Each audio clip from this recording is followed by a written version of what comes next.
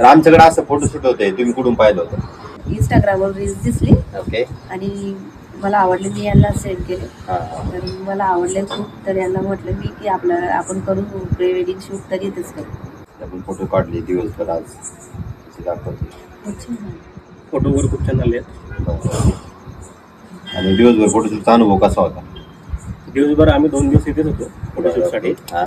तर फोटोशूट म्हणजे खूप चांगले केले तुम्ही, समजा सपोर्ट पण चांगला मिळाला. आम्हाला पाहिजे तसे तुम्ही फोटोशूट केली. ओके. तुम्ही सर कुठून आले आणि किती अंतर पडलं तुम्हाला इथपर्यंत यायला? आम्ही आमचा जिल्हा जळगाव खानदेश. हां. तिथून आम्ही 300 किलोमीटर अंतरावरती. बरं तिथून आम्ही एवढं लांब आलो.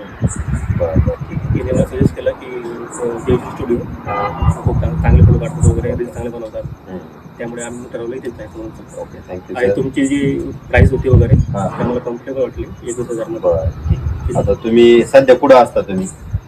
मी आता मुंबईला आहे बरं. जॉबला. तर तिथून मी माझी भुसावळ गेलो ओके. जळगावमध्ये. तिथून मग तुमच्याकडे आलो. बरं. आता सरासरी आपल्याकडले कप्पल पुणे, मुंबई, सातारा, नाशिक अशा ठिकाणी शूटला जाते, आणि तुम्ही स्वतः मुंबईला असून गावाकडे जाऊन तुम्ही मुलीला घेऊन इकडे आले शूटला, याच्यामध्ये काय कारण, म्हणजे कसं? याच्या मागचं कारण की आम्हाला कमी प्राईसमध्ये खूप सारे सेट मिळाले. ओके.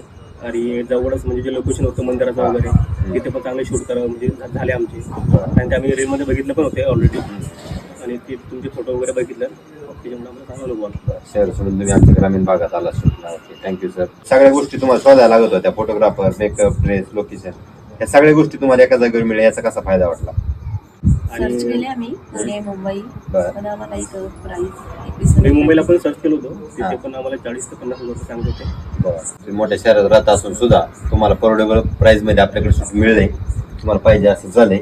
Okay, thank you sir.